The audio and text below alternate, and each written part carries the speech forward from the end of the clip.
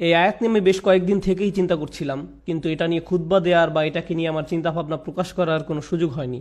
বেশ কিছুদিন ধরেই আমি এই আয়াত নিয়ে চিন্তা করছিলাম, কারণ সামাজিক যোগাযোগের মাধ্যমে বা বিশ্বের বিভিন্ন দেশের মানুষজনের সাথে সরাসরি সাক্ষাতের মাধ্যমে আমার অনেক মানুষের সাথে আলাপ হয়েছে। মানুষজন তাদের চ্যালেঞ্জ বা প্রশ্ন নিয়ে আসে। আপনাদেরকে আমি প্রথমে কি ধরনের আলাপচারিতার কথা বলছি সে সম্পর্কে কিছুটা ধারণা দিয়ে তারপর কেন আমি এই আয়াতটা আমাদের সকলের মনে রাখা উচিত সেটা জানাতে চাই। আমরা এখন এমন এক সময়ে বাস করছি যখন আমরা অনেক বিভ্রান্তির ধাঁধায় পড়ে আছি। আমাদের সকলের অনেক প্রশ্ন আছে। উদাহরণস্বরূপ, মানুষ অনেক কঠিন পরীক্ষার মধ্য দিয়ে যাচ্ছে তাদের ব্যক্তিগত জীবনে। যখন একজন বিশ্বাসী তার দিন সম্বন্ধে খুব ভালোভাবে জানে এবং তার আল্লাহর কিতাব সম্পর্কে জানে এবং তার অনুধাবন করে সেই প্রশান্তি, আন্তরিক পরামর্শ এবং আল্লাহর কিতাব যে উপশম প্রদান করে, তার প্রেরিত নবী সাল্লাল্লাহু আলাইহি ওয়াসাল্লাম সুন্নাত থেকে যা পাওয়া যায়, তখন তার আল্লাহর দিনে প্রশান্তি পায়। কিন্তু এখন আমরা এক অদ্ভুত সময় বাস করছি। আমরা এটাকে তথ্যের যুগ বলি, কিন্তু আমাদের বেশিরভাগই আমাদের নিজেদের ধর্ম সম্বন্ধে বেশি কিছু জানি না। আমরা সত্যিই জানি না কিভাবে আমাদের কিতাব এবং আমাদের বিশ্বাস এবং আমাদের ধর্মগ্রন্থ আমাদের উপশম দিতে পারে। এটা কিভাবে আমাদের কঠিন সময় সাহায্য করতে পারে। যখন এমনটা ঘটে তখন আমরা শয়তানের সহজ শিকারে পরিণত হই। যখন মানুষ কঠিন সময়ের মধ্য দিয়ে যায় তখন শয়তান তাদের কাছে সকল প্রকারের চিন্তা নিয়ে আসে। ধরুন কেউ অসুস্থ, সে হাসপাতালে এবং সে সব ধরনের ওয়াসওয়াসা পাচ্ছে বিশ্বাসের ব্যাপারে। কদরকে নিয়ে প্রশ্নের মুখোমুখি হচ্ছে। মানুষ চাকরি হারিয়ে ফেললে, বিয়েটা সুখকর না হলে, লেখাপড়ার ক্ষেত্রে মুশকিল দেখা দিলে, আপনি যে সমস্যার মধ্যে দিয়ে যান না কেন, বা স্বাস্থ্য সংক্রান্ত কিছু হতে পারে, এমন ক্ষেত্রে প্রশ্ন করতে শুরু করা খুব সহজ। আল্লাহ কি আদৌ আমাকে ভালোবাসেন? তিনি কেন আমার সাথে এমন আচরণ করছেন?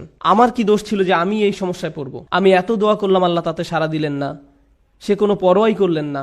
আমি পুরো রমজান মাস প্রার্থনা করলাম, এমনকি উমরাও করলাম। আমি এখনো দোয়া করছি যে আমার সন্তানকে আরোগ্য দিন, আমার এই সমস্যা দূর করে দিন, কিন্তু আমার সেই সমস্যা তো এখনো আছে। এসব আপনার ব্যক্তিগত জীবনে, এবং এটাই যথেষ্ট কঠিন। উপরন্তু সারা দুনিয়ায় একটা সংকটকাল চলছে। উদাহরণস্বরূপ, আপনাদের অনেকের পরিবার সিরিয়ায় আছে, বা সারা দুনিয়ায় সিরিয়ার মতো জায়গায়, যে জায়গাগুলো পুড়ছে, যেখানে পরিবার নিরাপদ নয়, সন্তানেরা নিরাপদ নয়, যেখানে সব ধরনের মানবিক বিপর্যয় ঘটে চলছে এবং মানুষ মারা যাচ্ছে।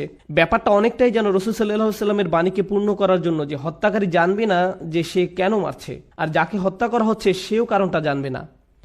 এমন এক সংকটময় পরিস্থিতিতে অনেক মানুষ প্রশ্ন করা শুরু করে যে কেন আমরা ব্যক্তিগত জীবনে তো বটেই, এমনকি সারা দুনিয়ায় পাগলাটে ঘটনা ঘটে চলছে। এই সব কিছুতে আল্লাহ কোথায়?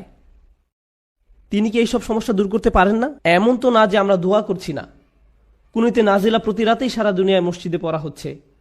আল্লাহুম্মা সুরিল ইসলাম ওয়াল মুসলিমিন, আইজিল ইসলাম ওয়াল মুসলিমিন। মুসলিমদের সহায়তা করুন, ইসলামকে সহায়তা করুন, মুসলিমদের শক্তি দিন, ইসলামকে শক্তি দিন। হে আল্লাহ, আমাদের দিনের শত্রুদের বিরুদ্ধে শক্তি দিন।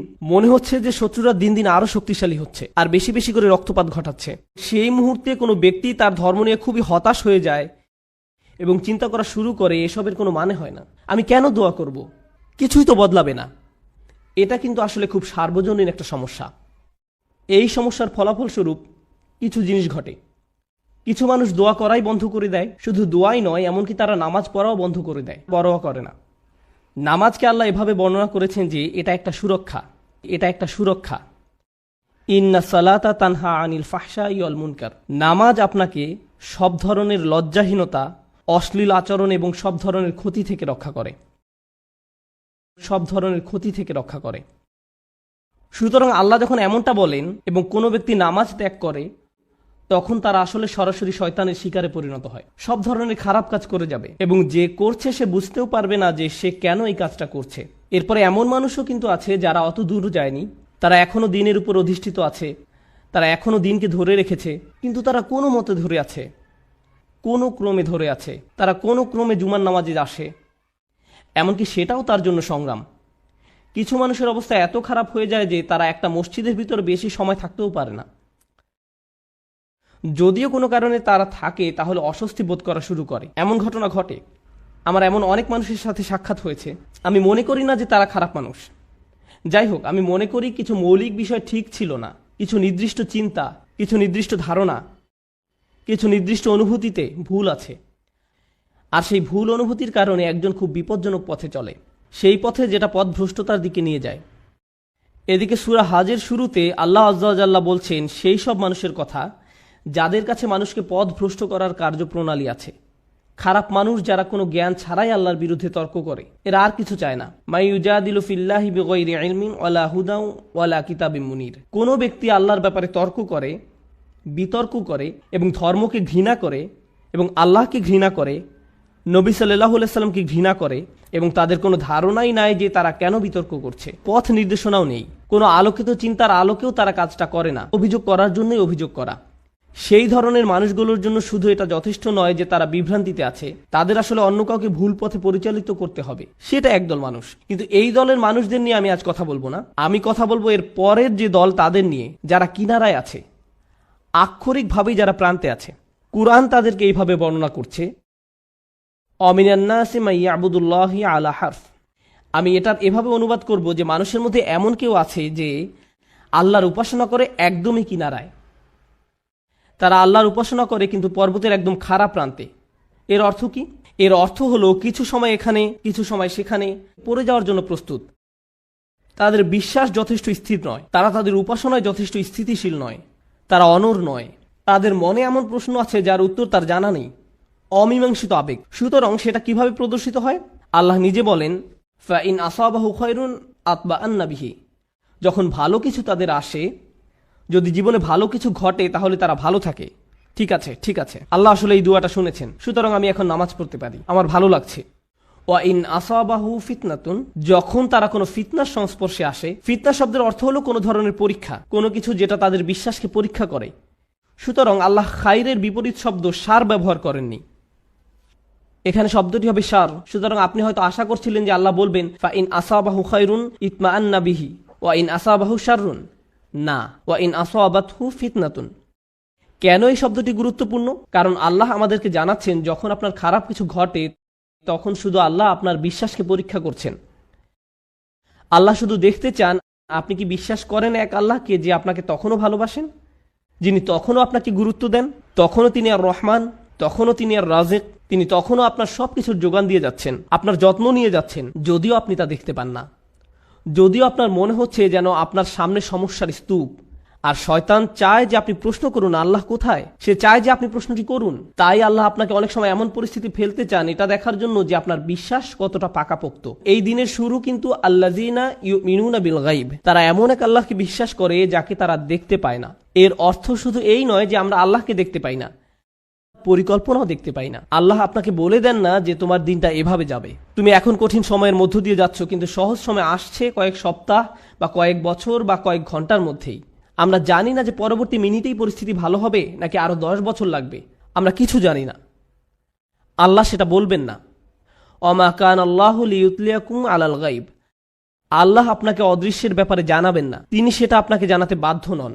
আল্লাহ শুধু আপনাকে বলছেন তাকে বিশ্বাস করতে, শুধু আপনাকে বলছেন তাকে বিশ্বাস করতে, তাকে বিশ্বাস করতে যে আপনি নিজেকে কতটা ভালোবাসেন, আল্লাহ আপনাকে তার চেয়েও বেশি ভালোবাসেন। আপনাকে শাস্তি দিয়ে, যন্ত্রণা দিয়ে তার কোনো লাভ নেই, তার কোনো লাভ নেই। মা ইয়াফআলুল্লাহু বিআযাবিকুম, আপনাকে শাস্তি দিয়ে আল্লাহর কি লাভ? আপনি কেন ভাবেন যে আল্লাহ আপনাকে পাকড়াও করতে চান? আল্লাহ নিজে আক্ষরিক অর্থেই এই প্রশ্ন করেছেন। সুতরাং যখন আপনি আমি পরীক্ষার মধ্য দিয়ে যাই, তখনই এটা হিসাব করে দেখার সময় যে আল্লাহকে বিশ্বাস করা তো সহজ, যখন সবকিছু ঠিক আছে তখন এটা তুলনামূলকভাবে সহজ।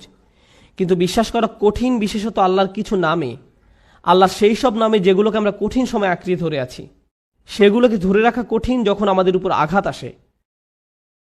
যখন আমরা বিশ্বাস করি যে আল্লাহ উপশমকারী, আল্লাহই সব শিফার মালিক, তার কিতাব হলো শিফা, আর আপনি হাসপাতালে বসে আছেন মৃত্যুমুখী মায়ের কাছে বা মৃত্যুমুখী বাবার কাছে, তখন বিশ্বাস করা কঠিন। এটা অনেকের কাছেই কঠিন মনে হয়। এই খুতবাকে আমি দুইটা জিনিসে ভাগ করতে চাই। একটা হলো দোয়া বিষয়ে আমাদের চিন্তাভাবনা সংশোধন করা। পবিত্র কোরআনের অধিকাংশ দোয়াতে, নবী সাল্লাল্লাহু আলাইহি সাল্লামের সুন্নতের অধিকাংশ দোয়াতে আপনি খুব সাধারণ একটা ব্যাপার খেয়াল করবেন যে কোনো না কোনোভাবে আপনি আল্লাহর কাছে নিজের জন্য আরও বেশি শক্তি, আরও বেশি সামর্থ্য প্রার্থনা করছেন। আপনি আল্লাহর কাছে পথ প্রদর্শন, আল্লাহর কাছে ক্ষমাশীলতা এবং আল্লাহর কাছে কৃতজ্ঞতা প্রকাশ করার দোয়া করছেন। আউজিআনি আন আশকুরা নি'মাতাকা আল্লাতী আন'আমতা আলাইয়া, আমাকে ক্ষমতা প্রদান করুন যাতে আমি আপনার নিয়ামতের কৃতজ্ঞতা প্রকাশ করতে পারি। আমি আপনাদের একটা উদাহরণ দিব যা দ্বারা আপনাদের বুঝতে সহায়ক হবে যে আমি আসলে কি বোঝাতে চাচ্ছি। যেমন ধরুন, একজন মানুষ সমুদ্রে ছিল এবং তাদের জাহাজের সাথে পাথরের সংঘর্ষ হয়ে জাহাজটি ডুবে গেল। তিনি একটি কাঠের টুকরায় সমুদ্রে ভেসে আছেন, দোয়া করছেন এবং আল্লাহর কাছে দোয়া করছেন। এমত অবস্থায় তিনি দুইভাবে দোয়া করতে পারেন: হে আল্লাহ, আমাকে এখনই একটি দ্বীপে স্থানান্তর করুন এবং এই ঝড় বৃষ্টি বন্ধ করে দিন, অথবা হে আল্লাহ, আমাকে এই কঠিন সময় মোকাবেলা করার শক্তি দিন। এখন তিনি দোয়া করলেন, আমাকে এখনই একটি হেলিকপ্টার পাঠান এবং আমাকে একটি দ্বীপে নিয়ে যান। দোয়া করতে লাগলেন, হেলিকপ্টার হেলিকপ্টার হেলিকপ্টার, কিন্তু কোনো হেলিকপ্টার আসলো না। তিনি বললেন, আল্লাহ, আমাকে হেলিকপ্টারও পাঠালেন না, আমি তো অনেক দোয়া করলাম, এটা ঠিক না, বাদ দাও, আমি আর দোয়াই করব না। অথবা মনে করুন উনি দোয়া করছেন সমুদ্র শুকিয়ে সমতল ভূমি হয়ে যাক, বলছেন, হে আল্লাহ, আপনার তো সেই ক্ষমতা আছে যে কোনো অবস্থার পরিবর্তনের, আপনি সকল কিছুর সৃষ্টিকর্তা, আপনি এই সমুদ্রকে সমতল ভূমিতে পরিণত করতেই পারেন। আপনি যেহেতু ইব্রাহিম আলাইহিসসালামকে নিক্ষেপ করা আগুন ঠান্ডা করে দিয়েছিলেন, আপনি আমার জন্য এটাও করতে পারেন। কিন্তু তারপরও সেটা ভূমিতে পরিণত হয় না, সমুদ্রই থেকে যায় এবং লোকটা ধীরে ধীরে ডুবে যাচ্ছেন। আমি যে বিষয়টা বলতে চাচ্ছি, আমরা মনে করি দোয়ার উদ্দেশ্য হলো আমাদের পারিপার্শ্বিক বাস্তবতা পরিবর্তন করা। কিন্তু যদি আপনি কুরআন এবং সুন্নাহর দোয়াগুলো অধ্যয়ন করে থাকেন, তবে আপনি খেয়াল করে দেখবেন যে পরিবর্তন আপনি যা চাইবেন তা একান্তই নিজের জন্য। হে আল্লাহ, আমি একটা কঠিন সময়ের মধ্যে দিয়ে যাচ্ছি, এটা কাটিয়ে ওঠার সক্ষমতা দান করুন। কিছু পরীক্ষার্থী একটা সাধারণ পরীক্ষা দিবে, তখন তারা দুই ধরনের দোয়া করতে পারে। একটি হলো, হে আল্লাহ, আমাকে এই বিষয়টি বুঝে নেওয়ার ক্ষমতা দিন, মনোযোগী করুন, আমাকে এমন ক্ষমতা দিন যেন পরীক্ষা দেওয়ার সময় আমি ঘাবড়িয়ে না যাই, অলসতা যেন আমাকে গ্রাস না করে, এভাবে নিজের জন্য দোয়া করা। অথবা তারা এভাবে বলতে পারেন, ইয়া আল্লাহ, আমি জানি এটা একটা মেডিকেল পরীক্ষা, কিন্তু আপনি এটাকে ক্লাস 2 এর অঙ্কর পরীক্ষার মতো সহজ করে দিন, যেন আমার এই সমস্যাই না থাকে। আপনি হয়তো বাস্তবতা বদলাবার জন্য দোয়া করতে পারেন, অথবা নিজের সক্ষমতা বৃদ্ধির জন্য দোয়া করতে পারেন। বেশিরভাগ মানুষ যারা ধর্মবিশ্বাসে দুর্বল, তারা নিজেদের ক্ষমতা বৃদ্ধি বা নিজেদের পরিবর্তন চায় না, এবং আল্লাহর কাছেও তাই চায়। কিন্তু আসলে কি সেই পরিবর্তন হয় না? এবং যখন পরিবর্তন হয় না, তখন তারা আল্লাহকে দোষারোপ করে, কেন আপনি আমার পৃথিবীকে পরিবর্তন করেননি, কেন আপনি সবকিছুকে আমার জন্য সহজ করে দেননি। আপনি যদি চান বাস্তবতা আপনার পক্ষে থাকবে, তাহলে আপনাকে সত্যিকারভাবে শিখতে হবে কিভাবে আল্লাহর কাছে সমর্পিত হতে হয়। এমন নয় যে যখন কিছু প্রয়োজন, কোনো সমস্যা, তখনই আল্লাহর কাছে সাহায্য চান, বরং আপনি আল্লাহর কাছে সব সময় আসবেন, আপনাকে সব সময় তার কাছে সমর্পিত হতে হবে। এভাবে এই মনোভাবের উন্নতি হবে এবং এমন একটি সময় আসবে যখন বাস্তবতা আমাদের কাছে আত্মসমর্পণ করবে। আর সেই সময় হলো যখন আমরা আল্লাহর সাথে মিলিত হব। লাহুম মা ইয়াশাউন। আমরা যা চাই তা সবই আমরা পাবো। সমস্যা হলো আমরা সবাই এই মুহূর্তে চাই। আল্লাহ বলছেন, আমি তোমাদের সবই দিব, কিন্তু এখন তোমরা কিছু ভালো অভিজ্ঞতা অর্জন করবে এবং কিছুটা পরীক্ষায় পড়বে। আর একমাত্র যে কারণে তিনি আমাদের পরীক্ষায় উপনীত করেন তা হলো তিনি চান আমরা যেন উত্তীর্ণ হই এবং জান্নাতের জন্য যোগ্যতা অর্জন করি, কারণ এই কষ্টকর যাত্রা আমাদেরকে তাঁর সান্নিধ্যে নিয়ে আসবে। পরবর্তী প্রসঙ্গে আসতে পারি, যাতে করে এই আয়াত শেষ করতে পারি। প্রতিবন্ধকতার উদ্দেশ্য। আমরা আমাদের জীবনে কিছু জিনিস চাই। একজন যুবক হয়তো বিয়ে করতে ইচ্ছুক বা একজন যুবতী বিয়ে করতে ইচ্ছুক। আপনি একটা ভালো চাকরি বা বাড়ি চান, আপনি চান আপনার পরিবার ভালো থাকুক, আপনি সন্তানদের ভালোভাবে লালন পালন করতে চান, তাদের জন্য ভালো শিক্ষা, তাদের ভালো বিয়ে দিতে চান। আমাদের জীবনে বিভিন্ন জিনিসের অগ্রাধিকার রয়েছে, এমন জিনিস যা আপনি চাচ্ছেন গত মাস থেকে। আপনি বিভিন্ন জিনিস এই জীবনে অর্জন করতে চান। আল্লাহ তার কিতাবে আমাদের শিক্ষা দেন যে এমন একটা জিনিস আছে, তা যদি তোমরা অর্জন করতে পারো, সেটা হবে তোমাদের জীবনের সবচেয়ে বড় অর্জন। সব ঠিক হয়ে যাবে যদি তোমরা এই জিনিস পাও, এবং সেই জিনিস হলো আল্লাহর নিকটবর্তী হওয়া, আল্লাহর সাথে ভালো সম্পর্ক তৈরি করা, তার সাথে সত্যিকারের সম্পর্ক ও বন্ধন তৈরি করা। কিন্তু সমস্যা হলো যখন জীবন সত্যি ভালো থাকে, তখন তারা পথভ্রষ্ট হয়ে পড়ে। আপনি তখন ভিডিও গেম থেকে শুরু করে চলচ্চিত্র, তা থেকে সোশ্যাল মিডিয়ার হালচাল, তা থেকে রেস্টুরেন্টে বন্ধু বান্ধবদের সাথে ঘোরাঘুরি, দিন শেষে ঘুমিয়ে পড়েন। আল্লাহকে ভুলে যান, আল্লাহকে মনে রাখেন না, ভুলে যান। এরপর যখন কঠিন সময় আসে, তখন বন্ধুরা আর সাথে থাকে না, খেলাধুলা ভালো লাগে না, গাড়িটাও ভালো লাগে না, কারণ স্বাস্থ্য নষ্ট হয়ে গিয়েছে। আর যখন শরীর অসুস্থ হয়ে পড়ে, কোনো কিছুই আর ভালো লাগে না, খালি তখন মনে হয় যে আমি কখন হাসপাতালের থেকে ছাড়া পাবো। ইস, আমি যদি আবার হাঁটতে পারতাম, মানুষজন আপনার পছন্দের খাবার আনবে, আপনি খেতে যাচ্ছেন না। আপনার পছন্দের মুভি দেখাবে, আপনি দেখতে চান না। আপনি সারাক্ষণ যেসব বিষয় নিয়ে মেতে থাকতেন, একটার পর একটার পিছে ছুটে বেড়াতেন, আজ আর কিছুই ভাল লাগে না। কোনো কিছুর প্রতি আজ আপনার কোনো আগ্রহ নেই, কারণ আল্লাহর একটি রহমত আপনার জন্য কিছুটা কমে গিয়েছে। এমত অবস্থায় আপনার জন্য দুইটা উপায় রয়েছে। আপনি যদি এমন মানুষ হন যাদের অবস্থান বিশ্বাসের একেবারে প্রান্ত সীমায়, আপনি আল্লাহকে দোষ দেওয়া শুরু করতে পারেন, আপনি কেন আমাকে এই বিপদে ফেললেন। অথবা এই বিপদের সময় আপনি আমাদের জীবনের সবচেয়ে শ্রেষ্ঠ সম্পত্তি অর্জন করতে পারি, আর সেটা হলো বিনম্রতা এবং আল্লাহর অধিক নিকটবর্তী হওয়া। এভাবে আত্মোপলব্ধি করা যে যখন আমি সুস্থ এবং সম্পদশালী ছিলাম, সবকিছু ঠিক ছিল, তখন আমি বুঝতে পারিনি যে তখন একজন আমাকে সবকিছু প্রদান করে যাচ্ছিলেন। আল্লাহ আমাকে প্রতি মুহূর্তে যোগান দিয়েছিলেন। আমি এর কোনো কিছুরই যোগ্য ছিলাম না। এজন্যই আল্লাহ সুবহানাহু ওয়া তাআলা বলেন, উলাইকা লাহুম নাসিবুম মিম্মা কাসাবু। উলাইকা লাহুম নাসিবুম মিম্মা কাসাবু। আল্লাহ ফাদলের কথাও বর্ণনা করেছেন, অবতাগু মিন ফাদলিল্লাহ। আল্লাহর অনুগ্রহ তালাশ করো। আপনি কিছু উপার্জন করতে পারেন না, আপনি যা কিছুই পান তা আপনার প্রতি আল্লাহর অনুগ্রহ মাত্র। কিন্তু সময় থাকতে বুঝতে পারেননি, কারণ আপনি এটা সহজেই পেয়েছিলেন। আপনি আল্লাহর কাছে অনুনয় বিনয় করে চাইতে থাকেন, কান্নাকাটি করেন এবং এমনভাবে প্রার্থনা করতে থাকেন যেভাবে পূর্বে কখনো করেননি, যেভাবে আগে কখনো অনুভব করেননি, এবং অতঃপর আল্লাহ আপনাকে সুস্থ করেন। তারপর আপনি অনুধাবন করেন হাসপাতালে সেই একান্ত মুহূর্তগুলো, সেইগুলোই ছিল আপনার গোটা জীবনের শ্রেষ্ঠতম সুমিষ্ট সময়। জীবনের সেই সামান্য সময়গুলোতেই আপনার এবং আল্লাহর মাঝে আর কিছু ছিল না। সেই মিষ্টি মুহূর্তগুলোই আপনাকে আখিরাতে রক্ষা করে দিতে পারে। এই মুহূর্তগুলি হতে পারে সবচেয়ে বড় পুরস্কার যা আল্লাহ আপনাকে দিয়েছেন। যখন সময় কঠিন হয়ে যায়, ওয়া ইন আসাবাতহু ফিতনাতুন ইনকালাবা আলা ওয়াজহিহি, এবং যদি কোনো পরীক্ষায় পড়ে তখন মুখ ঘুরিয়ে নেয়। তার মানে কি? তার মানে আমি আল্লাহর কাছে কিছুই চাই না। কিভাবে তিনি আমাকে ছেড়ে গেলেন? কেন তিনি আমাকে বিপদে ফেললেন? আমাদের সময় এটা উপলব্ধি করা খুবই সহজ। আমরা অস্বাভাবিক এক ভোগবাদী সমাজে বসবাস করি, যেখানে সবকিছু সহজলভ্য এবং দ্রুত লাভ করা যায়। বিনোদন পেতে চান? ফোনে একটা অ্যাপ খুললেই হবে।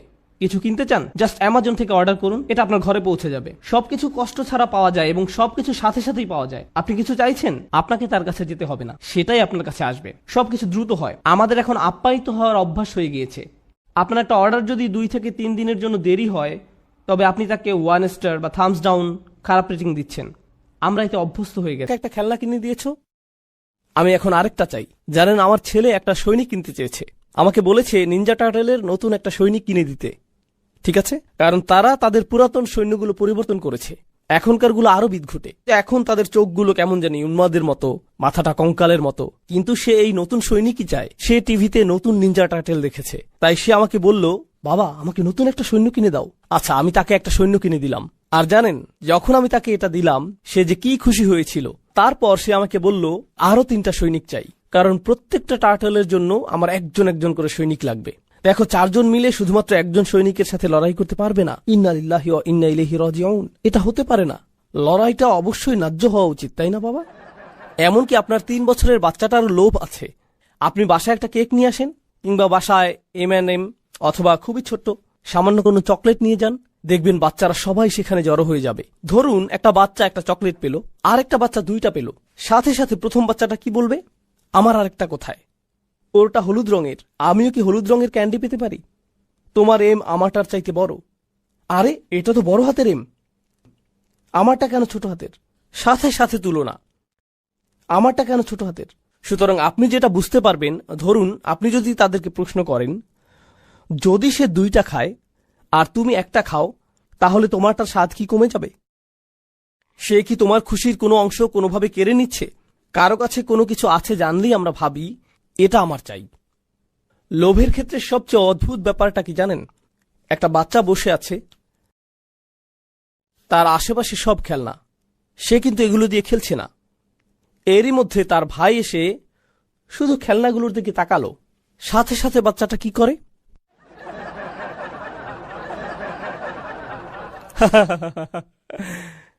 সাথে সাথে আপনি অন্যের সামনে নিজেরটা দখলে নিতে চান, আর যখন সামনে কেউ থাকে না, আপনি আপনার জিনিসকে অত পাত্তাই দেন না। জানেন এ থেকে আমরা কি শিক্ষা পাই? আমরা বুঝতে পারি যে আমাদের বেশিরভাগ লোভ মূলত আমাদের পারিপার্শ্বিকতার প্রভাবে হয়। ফলে আপনি যখন একাকী থাকেন, দেখবেন আপনি কিছুই চাইবেন না। মাঝে মাঝে আপনি খুব করে চাইবেন শুধু একটু একা বসে থাকতে আর আকাশের দিকে তাকিয়ে থাকতে, অথবা সমুদ্রের কোনো তীরে বসে শুধু পানির দিকে তাকিয়ে থাকতে চাইবেন। আপনি অন্য কিছু চান না, আপনি সেখানে ভালো থাকেন, সন্তুষ্ট থাকেন। কিন্তু আপনি যখন লোকালয়ে বের হন আর খুব সুন্দর একটা গাড়ি দেখেন, যখন অনেক সুন্দর কোনো এলাকা দেখেন, বড় কোনো বাড়ি দেখেন, যখন আপনি অন্য কোনো শহরে ভ্রমণ করেন যেখানকার আবহাওয়া ডালাসের চাইতে অনেক অনেক ভালো এবং যেটা পাওয়া খুব একটা কঠিন কাজও না, তখন সাথে সাথে আপনার কেমন লাগে? ও, আমার এটা চাই, এটা চাই আমার।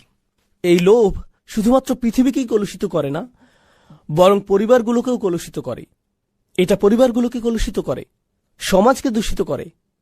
তাছাড়া লোভ শুধুমাত্র টাকা পয়সার সাথে সম্পৃক্ত নয়, লোভ হলো জীবনের সব কিছুতে আপনার পাওনা অংশের চেয়ে বেশি কিছু চাওয়া। আপনি যদি ভাইস প্রেসিডেন্ট হন, আপনি প্রেসিডেন্ট হতে চান। আপনি সহকারী শিক্ষক হলে অধ্যক্ষ হতে চান। আপনি অধ্যক্ষ হয়ে থাকলে আরো বড় প্রতিষ্ঠানের অধ্যক্ষ হতে চান। আপনি যদি কোথাও তত্ত্বাবধায়ক হয়ে থাকেন এবং সেখানে যদি আরো কোনো তত্ত্বাবধায়ক থাকে, আপনি চান প্রধান তত্ত্বাবধায়ক হতে, ঠিক না? আপনি যদি এমএসএতে সেক্রেটারি পদে থাকেন, আপনি সভাপতি হতে চাইবেন।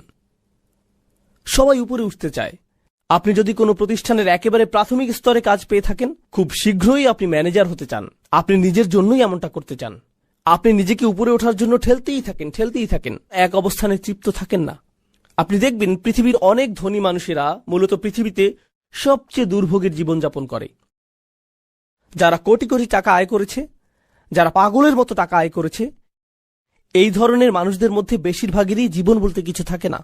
তাদের কোনো জীবন থাকে না, পরিবার থাকে না, তাদের ছুটি বলতে কিছু থাকে না। তারা ছুটি নিতে চান না, তারা শুধু উপরে উঠতে চান। তারা মনে করেন তারা ছুটিতে গেলে তাদের ছুটে চলার এই যন্ত্রের গতি কমে যাবে, তাদের কাজে দ্রুত ফিরে আসতে হয়। এবং তারা যদি ছুটিতে গিয়েও থাকেন, সেখানে বসেও ইমেইলের উত্তর দেওয়ায় ব্যস্ত থাকেন। তাদের মস্তিষ্ক কখনো বিরতি নেয় না। লোভ আপনার সাথে এমনটাই করে থাকে, আপনাকে একটা দুর্ভোগের জীবন উপহার দিতে পারে। যেভাবে লোভের ফলে পৃথিবী দুর্ভোগের শিকার হচ্ছে, প্রত্যেকটা মানুষ এভাবে ভুগছে, এর ফল ভুগছে, দুর্ভোগে ভুগছে। তরুণ প্রজন্মের কিসের লোভ হয় বলুন তো? তরুণদের একটা চাহিদা হলো, দেখুন একটা সময় আমরা সবাই তরুণ ছিলাম, সেই সময়টা কোনো যুগেই পরিবর্তন হয় না। আমি বুঝি না এখন কিসের চল চলছে, আমি জানি না এগুলো, কারণ এখন আমার বয়স হয়েছে, আমি বুঝি না এসব। আমাদের মুরব্বীরাও কিন্তু আমাদেরকে বুঝেন না, তাহলে তারা কিভাবে এখনকার কিশোর আর তরুণদের বুঝবেন? তারা বুঝতে পারবেন না। আজ থেকে 15 বছর পর আপনিও ভবিষ্যতের তরুণদের বুঝতে পারবেন, এমনটা হবে না। তখন আপনার সময় পার হয়ে যাবে। কিন্তু সব যুগের তরুণদের মধ্যেই একটা জিনিস অপরিবর্তিত থাকে, আপনি লেটেস্ট জিনিসের সাথে সমান গতিতে চলতে চান। হতে পারে এটা কোনো গ্যাজেট, অথবা কোনো অ্যাপ, নতুন কোনো ডিজাইনের কাপড় হতে পারে, অথবা কোনো পরিভাষা, অথবা ধরুন নতুন কোনো সামাজিক চর্চাও হতে পারে। সেটা যাই হোক না কেন, আপনি একেবারে অত্যাধুনিকটাই চান। নতুন কিছু আসলেই আপনি সেটা চান। নতুন জিনিস মানেই ভালো হবে। আপনি সবার আগে বলতে চান, এই তুমি এটা সম্পর্কে শুনেছ? কারণ তারা যদি না শুনে থাকে, অন্য সবার আগে আপনি বিষয়টা সম্পর্কে তাদেরকে অবহিত করেছেন। আপনি সাথে সাথে এটার উপর হুমড়ি খেয়ে পড়েন। এর মাধ্যমে যা বোঝা যায় তা হলো, তরুণরা এই জগতের সবচেয়ে অস্থির প্রকৃতির মানুষ, এবং এটা সব প্রজন্মের তরুণদের ক্ষেত্রেই প্রযোজ্য। তরুণরা মুহূর্তের মধ্যে একটা থেকে অন্য একটা, তারপর আরেকটা, এরপর আরো একটা জিনিসের দিকে ঝুঁকে পড়ে। তরুণদের কাছে যে জিনিসটা একসময় দারুণ ছিল, চমৎকার ছিল, খুবই সুন্দর ছিল, বা যেমনই ছিল, কয়েক সপ্তাহ পর একই জিনিসটা অর্থহীন, পচা, নগণ্য এবং বলার মতো নয় এমন হয়ে যায়। তারা খুব সহসাই বন্ধু পাল্টায়, একজন থেকে আরেকজন, তারপর আরেকজন, এবং এটাই হয়ে থাকে। এভাবে যখন যে জিনিসের চল থাকে, হ্যাঁ, এটা বোঝানোর সবচেয়ে সহজ উদাহরণ হলো, যেমন ধরুন ফোনের নতুন ভার্সন, ঠিক না? ফোনের নতুন ভার্সন, যা অনেকটা পুরনো ভার্সনের মতোই দেখতে, কিন্তু তারপরও মানুষ বলে দিতে পারে যে আপনার কাছে 4 আছে, 5 নেই, অথবা আপনার কাছে 5C আছে, 5S নেই, অথবা আপনি এমনিতে নিজেই বলতে পারেন এবং হঠাৎ নিজেকে ছোট মনে করতে পারেন, কারণ আপনার কাছে শুধু একটা ফোনই আছে, এটার কোনো স্ক্রিন নেই, আপনি এখনো বাটন ফোন ব্যবহার করেন। মানুষের সাথে এটাই হয়। আমি আমার মূল পয়েন্টে ফিরে আসি। এখন এমনটাই হয় যখন আমরা সবসময় বেশি পাওয়ার কথা ভাবতে থাকি। আমরা মনে করি আমরা আরো অনেক কিছু পাওয়ার দাবি রাখি, ঠিক আছে? এই অনুভূতিটাই আমাদেরকে সার্বক্ষণিক একটা অতৃপ্তিতে ডুবিয়ে রাখে। আমরা বরাবরই অসন্তুষ্ট থাকি। এটা এ ধরনের চিন্তার একটা প্রভাব। আমরা সবসময় ক্রুদ্ধ হয়ে থাকি। যা কিছু আপনার সামনে আসুক, আপনি এটা নিয়ে বিদ্রুপ করেন। আপনি এটা কোনো না কোনোভাবে পাশ কাটিয়ে আসেন। হয় সেটা নিয়ে হাসি তামাশা করেন, অথবা মন্তব্য করেন, ছোট কোনো অঙ্গভঙ্গি বা চাহনি দেন, বলেন হ্যাঁ আমার কি। সবকিছুর প্রতি আপনার প্রতিক্রিয়া এমনটাই হয়। এর মানে হলো জীবনকে কিভাবে উপভোগ করতে হয় সেটা আপনি জানেন না, কারণ আপনি আপনার চারপাশের সবকিছুকে অগ্রাহ্য করেছেন। আপনার মতে সবকিছুকে এভাবেই নগণ্য মনে করতে হয়। আপনি কোনো কিছুই আর ভালোভাবে মূল্যায়ন করতে পারেন না। টিনেজারদের বেড়াতে নিয়ে যান, তখন কি হয়? তোমাকে আনন্দিত দেখাচ্ছে না কেন? হোটেলটা কেমন বলো তো? কি অপূর্ব দৃশ্য দেখো। মোটামুটি। তারা মূল্যায়ন করতে পারে না। মূল্যায়ন করার ক্ষমতা আপনার কাছ থেকে কেড়ে নেওয়া হয়েছে।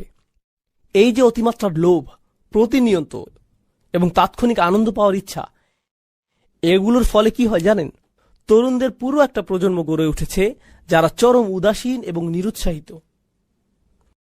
তারা প্রতিনিয়ত এত বেশি কিছু করার এবং এত বেশি জিনিস পাওয়ার প্রতি আকৃষ্ট হয় যে তারা জীবনে কোনো কিছু অর্জন করে নেয়ার ইচ্ছাই হারিয়ে ফেলে।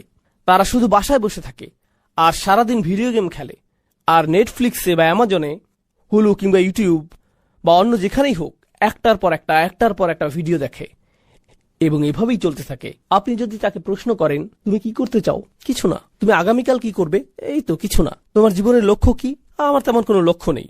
তোমার মেজর বিষয় কোনটা, আমি এখনো ঠিক করিনি। কি বলো তুমি 5 বছরের সিনিয়র, অথচ এখনো তোমার মেজর ঠিক করনি? আমি নিশ্চিত না, আমি অনেক কিছু চেষ্টা করেছি, তারপরও আচ্ছা যাকগে। তাহলে আপনি একেবারে নিরুৎসাহী একটা প্রজন্ম দেখেন। আপনি জানেন এই ধরনের সম্পূর্ণ নিরুৎসাহী একটা মানব সভ্যতা গড়ে উঠলে কি হয়? এই যে প্রচন্ড লোভী মানুষগুলো যারা অন্যায় করে এবং আক্ষরিক অর্থে পৃথিবীর সম্পদগুলো লুট করে থাকে আর দুর্বলদের অন্যায়ভাবে নিয়ন্ত্রণ করে, তারা এত সবকিছু করার পরও পার পেয়ে যায়, কারণ সংখ্যাগরিষ্ঠ লোকজনেরই এগুলো পরোয়া করার মতো অনুভূতি নাই। তাদের আত্মকেন্দ্রিকতা তাদেরকে সম্পূর্ণ অনুভূতিহীন বানিয়ে দিয়েছে। আমার চাওয়াগুলো যতক্ষণ পূরণ হচ্ছে, এসবের কি দরকার? তাহলে আমরা এমন একটা সময় বাস করছি যেখানে আপনি টিভিতে চ্যানেল পরিবর্তন করে করে দেখতে পারেন, অথবা ফেসবুক পেজ বা অন্য কোথাও যেখানে বিজ্ঞাপন দেখায়, যেখানে আফ্রিকার বাচ্চাদের কষ্ট, অথবা বাংলাদেশে ঘটে যাওয়া ভয়াবহ বন্যার দৃশ্য, বা পাকিস্তানে ঘটে যাওয়া কোনো তীব্র ভূমিকম্পের দৃশ্য দেখানো হয়, আর আপনি সেই ছবিগুলো দেখেন এবং আপনার মধ্যে কিছুই হয় না। আপনার কোনো কিছুর পরিবর্তন হয় না, চোখ দিয়ে পানি আসে না, কিছুই হয় না। আপনি মানুষের দুঃখ দুর্দশা থেকে সম্পূর্ণ বিচ্ছিন্ন। এটা কতটা ভয়াবহ ব্যাপার আপনি জানেন? দেখুন, আমরা কিন্তু এখানে ঈমান নিয়ে কথা বলছি না। আমরা বলছি ধীরে ধীরে আমাদের মধ্যে মনুষ্যত্ব কমে যাচ্ছে। এগুলো মানবিক অনুভূতি। আপনি হতে পারেন একজন খ্রিস্টান, একজন ইহুদি কিংবা নাস্তিক। যখন আপনি কোনো মানুষের দুঃখ কষ্ট দেখবেন, অবশ্যই আপনার মধ্যে এর প্রভাব পড়ার কথা। আপনার মনের মধ্যে এমন কিছু ঘটবে যা আপনাকে পীড়া দিবে, মানুষকে সাহায্য করার আকাঙ্ক্ষা তৈরি হবে।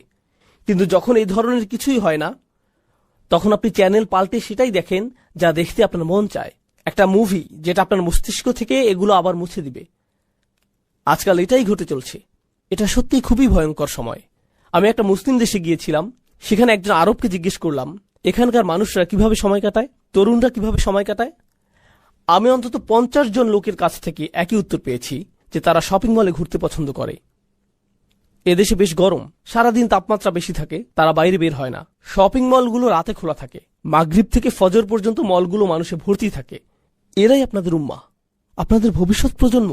বাবা হিসেবে তারা কেমন বাবা হবে, মা হিসেবে কেমন মা হবে, ওরা ইসলামের কেমন দায়ী হবে, কেমন সরকার তারা চালাবে, ভবিষ্যতে কেমন মানুষ হবে, ওরা কেমন মুসলিম হবে সে কথা বাদ দিন, মানুষ হিসেবে ওরা কেমন হবে, বুঝতে পারছেন? যাই হোক, আমি আমার বক্তব্য সংক্ষিপ্ত করছি। আমার হয়তো আর 5 মিনিট সময় বাকি আছে।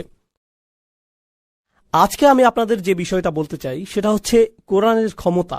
আমি জানি আপনারা বহু লেকচার শুনেছেন যেখানে আপনাদের বলা হয়েছে যে আমাদেরকে কোরআন শিখতে হবে, এর অর্থ আমাদের বুঝতে হবে, এটা আমাদের অধ্যয়ন করতে হবে, তেলাওয়াত করতে হবে, মুসলিম হিসেবে কোরআনের সাথে আমাদেরকে সম্পৃক্ত থাকতে হবে। এই কথাগুলো আপনারা 1000 বার শুনেছেন। আমি আশা করছি আমি ওই আলোচনাগুলোর সাথে একটা নতুন মাত্রা যোগ করব, শুধুমাত্র একটা। আমি আমার নিজের ব্যক্তিগত অভিজ্ঞতা থেকে কিছু কথা বলছি। আমি চাই আপনারা এগুলো বোঝার চেষ্টা করুন। দেখুন, আমার জীবনে জীবন দর্শনের জ্ঞানগত সমস্যা ছিল, নৈতিক সংশয় ছিল, আবেগ অনুভূতির সমস্যা ছিল, ঠিক আছে? আমাদের সবার জীবনে কখনো না কখনো আবেগ অনুভূতির দ্বন্দ্ব থাকে। সবারই কখনো না কখনো অস্তিত্ব নিয়ে চিন্তার সংকট থাকে, জ্ঞান বিচক্ষণতার সংকট থাকে, কিংবা কোনো না কোনোভাবে আর্থিক সংকট থাকে। আমার জীবনের সেরা উপহারটা সম্ভবত আমার শিক্ষক আমাকে দিয়েছিলেন। তিনি বলেছিলেন, তুমি যখনই কোনো সমস্যায় পড়বে আল্লাহর কিতাবের কাছে সাহায্য চাও, আল্লাহর কিতাবের দিকে মনোনিবেশ করো।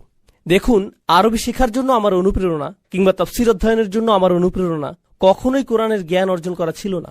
জ্ঞান অর্জন করা আমার মূল উদ্দেশ্য ছিল না, এটা এখনো আমার মূল উদ্দেশ্য নয়। আমি জ্ঞান অর্জনের জন্য চিন্তিত নই, বরং আমার কাছে গুরুত্বপূর্ণ হল এ থেকে এমন একটা সম্পদ অর্জন করা যা আমাকে প্রতিনিয়ত সুস্থ করে তুলবে। বিষয়টা এমন, আমি মনে করি কোরআন একটা কূপের মতো, আর আমি প্রায়ই তৃষ্ণার্ত হই।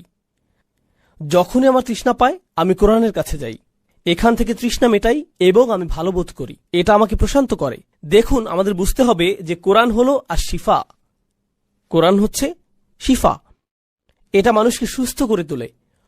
অনেকেই মনে করেন, এই তো আমি কোরআনের অর্থ পড়ছি, আমি অনেক কিছু বুঝতে পারছি, আমি অনেক বিষয় শিখছি, আমি কিছুটা আরবি ভাষাও শিখছি, খুবই ভালো কথা। দেখুন, আমি শেখার পক্ষের বড় একজন সমর্থক হিসেবে বলছি, শেখাটা মূল লক্ষ্য নয়। শেখা হলো আপনি কিভাবে পানির আধার থেকে পানি তুলবেন, শুধুমাত্র সেটা জানা। বিষয়টা অনেকটা এরকম, আমি পুষ্টিকর খাবার সম্পর্কে সবকিছু শিখেছি, কিন্তু আপনি পুষ্টিকর খাবার খান না, তাহলে এগুলো শিখে কি লাভ? আমি সঠিক খাদ্যাভ্যাস, ভালো ব্যায়াম সম্পর্কে জেনেছি, আমি জানি কোন কোন ব্যায়ামগুলো করা উচিত, কখন করা উচিত, এগুলো সব আমি জানি, কিন্তু আপনি এগুলোর একটাও করেন না। আমি গাড়ি সম্পর্কে সবকিছু জানি, কখন গাড়ির তেল পরিবর্তন করতে হয়, গাড়ির কোনো কিছুর সংযোগ ছুটে গেলে কিভাবে ঠিক করতে হয়, কিন্তু আপনি নিজের গাড়ির যত্ন নেন না। কি করছেন আপনি? আপনি কেন এগুলো শিখেছেন? এই জ্ঞান আপনাকে সাহায্য করার কথা ছিল, তাই না?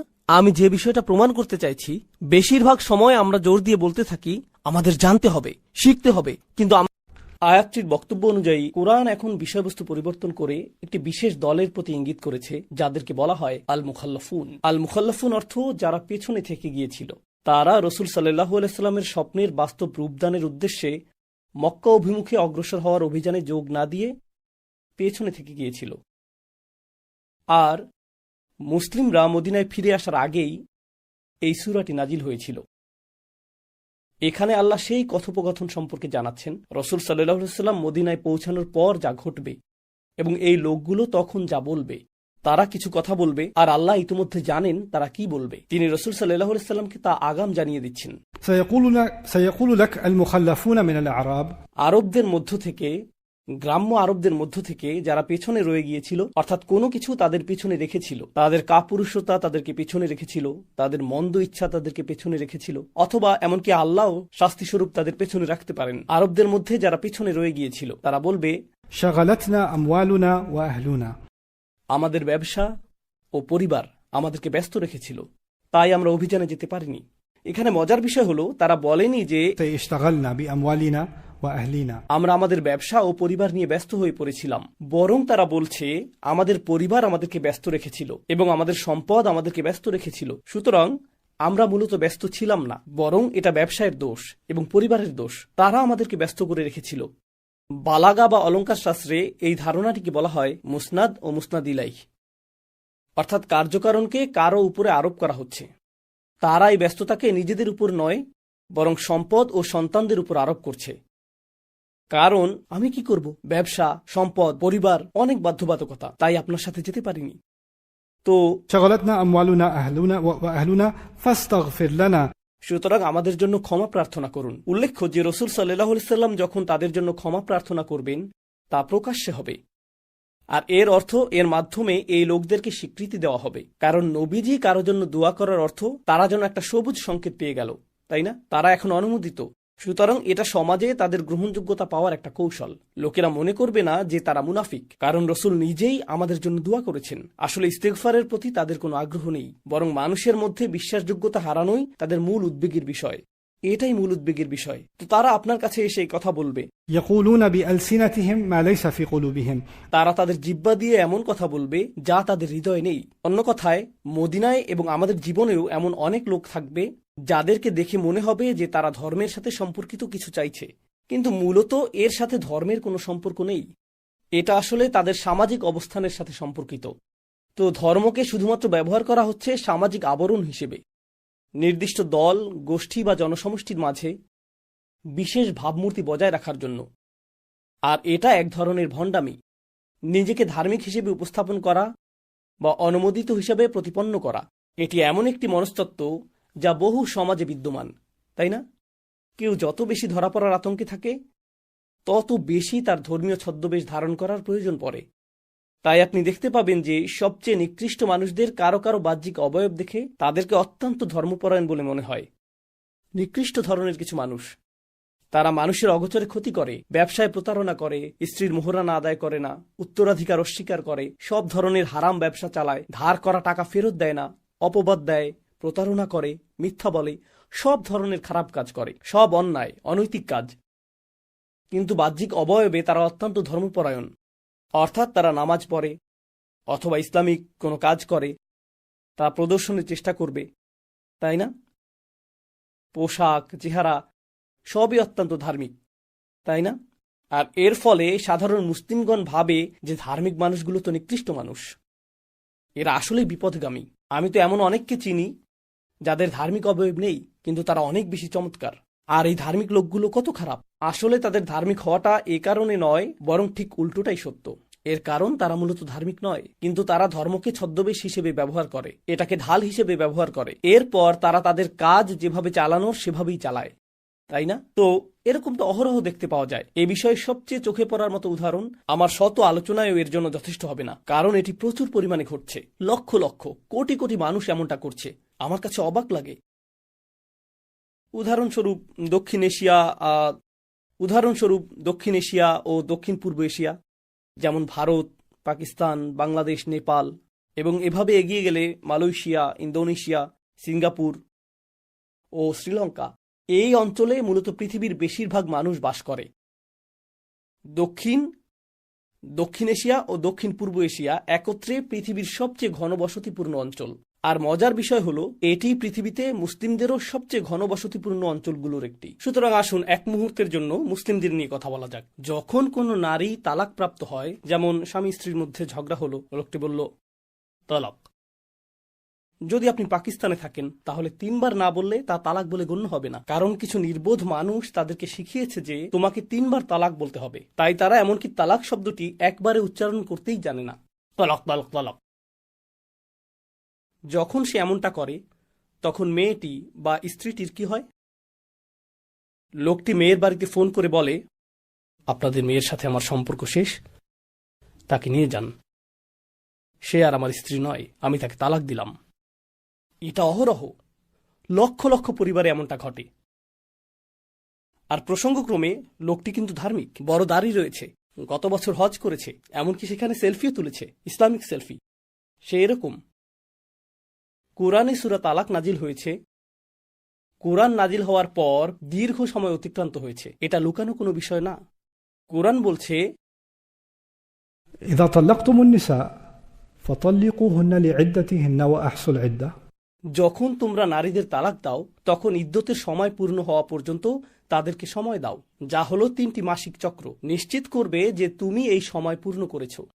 لا تخرجوهن من بيوتهن। মনোযোগ দিয়ে শুনুন, তাদেরকে নিজেদের ঘর থেকে বের করে দিও না ওই 3 মাসে। এমনকি ঘরটি যদি তোমার মালিকানাধীন হয়, ওই 3 মাসে এটি তার ঘর। এমনকি যদি তুমি জীবনে কখনো তার সাথে ভালো ব্যবহার নাও করে থাকো, ওই 3 মাসে সে তোমার অতিথি নয়, সে তোমার ঘরে থাকছে না, এটি তার ঘর, এবং আল্লাহ তাকে পূর্ণ অধিকার দিয়েছেন। তাদের ঘর থেকে তাদেরকে বের করে দিও না, ওয়ালা ইয়াখরুজনা, আর তারাও বের হবে না, তাদের বের হওয়া উচিত না।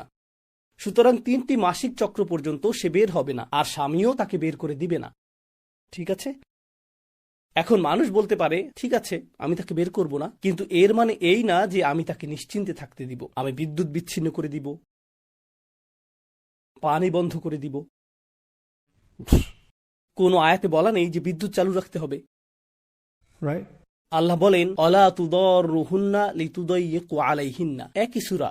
তিনি বলেন তাদেরকে এমন কোনো ক্ষতি করবে না যার ফলে তারা অস্বস্তি বোধ করে। তো এখানে বলা হলো তুদররুহুন্না, তাদের ক্ষতি করা, লিতুদাইয়িকু আলাইহিন্না, যার ফলে তারা ভিতরে অস্বস্তি বোধ করে। অর্থাৎ তোমাকে শুধু শারীরিক ক্ষতি থেকে বিরত থাকতে হবে না, তোমাকে নিশ্চিত করতে হবে যে তোমার কোনো কাজে সে যেন মানসিকভাবে আঘাত না পায়। কারণ স্পষ্টতই তোমরা একে অপরকে মানসিকভাবে সামলাতে পারছিলে না। কিন্তু বিশেষ এই সময়ে তোমাকে আগের চেয়েও ভালো হতে হবে, কারণ আল্লাহ বলছেন এখন তুমি আমার নির্ধারিত সময়ে প্রবেশ করছো, যখন তুমি ইদ্দাতের সময়সীমায় প্রবেশ করেছো।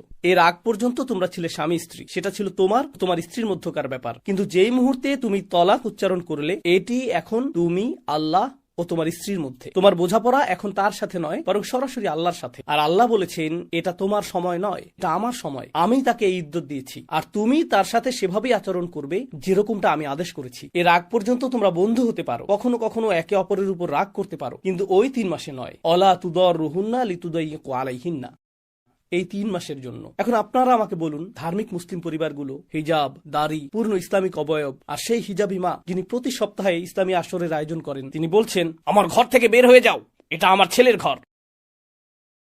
আর সেই সপ্তাহে তিনি সূরা তালাকের তাফসীর নিয়ে আলোচনা করেন। বুঝতে পারছেন বিষয়টা? এটা কোন ধর্ম? এটা কোন ধর্ম?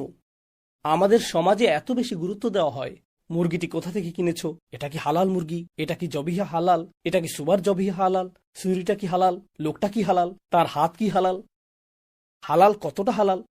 আপনি নিশ্চিত করেন যে এটা হালাল, কিন্তু এই সকল হারাম কাজ আপনি প্রকাশ্যে করছেন, আল্লাহর আয়াতকে উপহাস করছেন। এতে কোনো সমস্যা নেই, কোনো সমস্যা নেই, এগুলো কোনো ব্যাপারই না। মানুষ নিশ্চিত করে, এভাবে চেক করে নিশ্চিত করে, ভাই ভাই আপনার কাপড় গোড়ালির কিছুটা নিচে নেমে গেছে, أما أسفل الكعبين ففي النار. গোড়ালির নিচে থাকলে সে অংশ জাহান্নামে যাবে। একই লোক, সে এখনো তার স্ত্রীর মোহরানা আদায় করেনি। একই মানুষ, এটা কি? একই লোক যে বাবা মারা যাওয়ার পর তার বোনের উত্তরাধিকার প্রদান করেনি। একই লোক, একই লোক। আমি এটা বুঝতে পারি না। জানেন এই লোকদের কি ঘটে?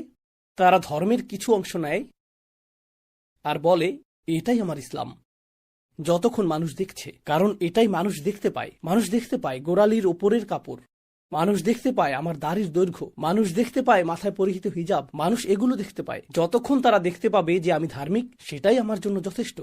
আড়ালে আমি কি করি, টাকা পয়সার ব্যাপারে, উপার্জনের ব্যাপারে, হালাল হারামের ব্যাপারে, অন্য মানুষের অধিকারের ব্যাপারে, ধর্ম নিয়ে কি প্রহসন আমি করি, সেটা গুরুত্বপূর্ণ না। তাদের সমস্যা নেই, কারণ মানুষ সেটা দেখতে পায় না, মানুষ তা দেখবে না। আমি কিন্তু কাউন্সিলিং করি না। কখনো কখনো মানুষ আমার সাথে সাক্ষাৎ করে, মানুষ আমাকে প্রায় এমন কিছু কথা বলে এই ভেবে যে আমি একজন কাউন্সিলর। আমি তা নই, দয়া করে আমাকে এসব বলবেন না। তারা এসে বলে আমার স্বামী এটা করে, সে তার বাচ্চাদের মারধর করে এবং সে খুব রাগী মানুষ, আপনি কি তার সাথে কথা বলবেন? তার রাগের সমস্যা খুব প্রকট। আমি বলি ঠিক আছে, আমি কি তাকে চিনি? হ্যাঁ, আপনি তাকে চেনেন, সে সব সময় মসজিদে আসে। আমি চিনি? আমি তো কোনো রাগী মানুষকে চিনি না। এরপর লোকটির সাথে যখন দেখা হয়, আসসালামু আলাইকুম রাহমাতুল্লাহ, ভাই কেমন আছেন? আলহামদুলিল্লাহ। আমি বলি আপনি কিভাবে এমনটা করেন? আপনি আপনার বাচ্চাদের মারেন? ব্রো, সে প্রকাশ্যে এক ব্যক্তি, আর ঘরের দরজা বন্ধ হলেই সম্পূর্ণ ভিন্ন ব্যক্তি, পুরোপুরি ভিন্ন। আল মুখাল্লাফুনরা আসলে এরকমই, যারা ধর্মের অবয়বের আড়ালে থাকতে চায়। আর ধার্মিক অবয়ব বজায় রাখার সবচেয়ে ভালো উপায় কি? রাসূল সাল্লাল্লাহু আলাইহি সাল্লামের কাছে এসে ওযর পেশ করা আর তাকে দিয়ে নিজের জন্য দোয়া করানো। যখন নবীজি তার জন্য দোয়া করেন, সবাই ভাববে যে রাসূল সাল্লাল্লাহু আলাইহি সাল্লাম এই ব্যক্তির জন্য দোয়া করেছেন, নিশ্চয়ই সে একজন ভালো মানুষ। ফাস্তাগফির লানা, আল্লাহ বলছেন ইয়াকুলুনা বিআলসিনাতিহিম মা লাইসা ফি কুলুবিহিম, তারা তাদের জিহ্বা দিয়ে এমন কথা বলে যা তাদের অন্তরে নেই। আলসিনাহ শব্দটি ভাষাগত উৎকর্ষতার অর্থ প্রদান করছে, অর্থাৎ তারা মানুষকে বোঝানোর ক্ষেত্রে খুবই পারদর্শী। যদি আফওয়াহ শব্দটি ব্যবহৃত হতো, এর অর্থ হতো তারা বকবক করে। এর আরেকটি অর্থ তারা অর্থহীন কথা বলে। কিন্তু আলসিনাহ মানে তারা খুবই চতুর, কথায় অত্যন্ত কৌশলী, কিন্তু তারা তাদের জিহ্বা দিয়ে এমন কথা বলে যা তাদের অন্তরে নেই। কুল, তাদের বলুন, فمن يملك لكم من الله شيئا আল্লাহর সামনে তোমাদের পক্ষে এমন কর্তৃত্বশালী কে থাকবে? إن أراد بكم ضرا أو أراد بكم نفعا আল্লাহ যদি তোমাদের কোনো ক্ষতি চান অথবা আল্লাহ যদি তোমাদের কোনো কল্যাণ চান, তখন তোমাদের পক্ষে আল্লাহর সিদ্ধান্তের বিপরীতে দাঁড়ানোর কে আছে? بل كان الله بما تعملون خبيرا, বরং আল্লাহ তোমাদের সব কাজেরই খবর রাখেন, তোমাদের সকল কর্মপন্থা সম্পর্কে আল্লাহ সম্যক অবগত। বাল, আসল বাস্তবতা হলো জনান্তুম, তোমরা আসলেই মনে করেছিলে যে أن لن ينقلب الرسول والمؤمنون إلى أهلهم أبدا তোমরা আসলেই মনে করেছিলে যে রসূল ও ঈমানদারগণ আর কখনোই তাদের পরিবারের কাছে ফিরে আসবে না। তোমরা সেই মানুষ যারা নিশ্চিত ছিলে যে রসূল ও ঈমানদারগণ মৃত্যু মুখে পতিত হবেন। তাই তোমরা যুদ্ধে আসনি, পারিবারিক ব্যস্ততার জন্য না, ব্যবসায়িক ব্যস্ততার কারণেও না, বরং তোমরা ভেবেছিলে তারা আর ফিরে আসবে না, তারা মারা যাবে। وزين ذلك في قلوبكم আর এই ধারণাটি তোমাদের অন্তরে প্রীতিকর হয়ে উঠেছিল। তারা মৃত্যু মুখে পতিত হবে, এটা তোমাদের আনন্দিত করেছিল। কিন্তু যখন তাদেরকে ফিরে আসতে দেখলে, ইউআযযিবাল মুনাফিকিনা ওয়াল মুনাফিকাত, মুনাফিকদেরকে এটা যন্ত্রণায় বিদ্ধ করছিল যখন তারা নবীজিকে বেঁচে ফিরতে দেখল। এখন মুখ রক্ষার জন্য তাদেরকে নতুন পরিকল্পনা হাজির করতে হলো, আর এটাই ছিল তাদের পরিকল্পনা। আল্লাহ রসুল সাল্লাল্লাহু আলাইহি সাল্লামকে আগেই বলে দিলেন তারা আপনার সাথে এই খেলা খেলতে চাইবে। আমি আপনাকে তাদের কৌশলটি, তাদের পরিকল্পনাটি সম্পূর্ণরূপে জানিয়ে দিচ্ছি। তাই তিনি বলেন, وظننتم ظن السوء আর তোমরা সবচেয়ে নিকৃষ্ট ধারণা পোষণ করেছিলে। অকুন্তুম কওমান বুরা। বুরা শব্দটির একাধিক অর্থ রয়েছে। এর একটি অর্থ হলো তোমরা এমন এক সম্প্রদায় যারা সর্বদা অন্তঃসার শূন্য। বুর অর্থ খালিবে, আমরা আপনাদেরকে অনুসরণ করতে চাই, আমাদেরকে অনুসরণ করার অনুমতি দিন। আমরা আল্লাহর পথে যুদ্ধ করার গৌরব অর্জন করতে চাই, আমরা আল্লাহর সন্তুষ্টির উদ্দেশ্যে লড়াই করতে চাই। কিন্তু নবী সাল্লাল্লাহু আলাইহি সাল্লাম যখন স্বপ্নের মাধ্যমে আদেশ পেয়ে উমরার জন্য রওনা হলেন, তখন আল্লাহর পথে লড়াই করার এই ইচ্ছা তোমাদের কোথায় ছিল? এরা তো নিজেদেরকে মৃত্যুমুখে পতিত করবে, তোমরা তো তখন যেতে চাওনি। কিন্তু এখন তারা অর্থ সম্পদ দেখলো, তাদের চোখের মণিতে ডলারের চিহ্ন ফুটে উঠল, আর তারা বলল, আল্লাহর সন্তুষ্টির জন্য আমি আসতে চাই, জারুনা, আমরা কি আসতে পারি? এটা আরেকটি চিরন্তন সত্য। এমন মানুষ থাকবে যারা ইসলামের নামে কোনো কিছুর সাথে যুক্ত হতে চাইবে, কিন্তু তাদের অগভীর উদ্দেশ্য স্পষ্ট। অগভীর এই উদ্দেশ্য হলো টাকা, খ্যাতি অথবা অন্য কিছু, তাই না? উদাহরণস্বরূপ আজকাল অনেক তরুণ, আশা করি আপনারা এই রোগে আক্রান্ত হয়ে পড়েননি, আল্লাহর সন্তুষ্টির জন্য আমি ইসলামিক ইনফ্লুয়েন্সার হতে চাই, আল্লাহর সন্তুষ্টির জন্য আমি ইসলামিক ইনফ্লুয়েন্সার হতে চাই। তুমি তো নিজেই এখনো ইসলামিক ইনফ্লুয়েন্স লাভ করনি।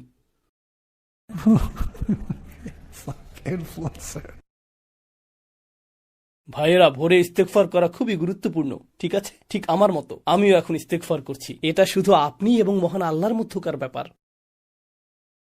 এই সম্পর্ক শুধু আপনি এবং আল্লাহর মধ্যকার সম্পর্ক, কাউকে এটা জানানো যাবে না। একইভাবে তাহাজ্জুদের নামাজ, বাইরে চাঁদ দেখতে পাচ্ছেন, এটা তাহাজ্জুদের চাঁদ। হ্যাঁ ভাইয়েরা, আপনাদের নিয়তকে খাঁটি রাখবেন। তাহাজ্জুদ বিষয়ক আমার আগামীকালকের লাইভে যুক্ত হন, আল্লাহ সন্তুষ্টির উদ্দেশ্যে।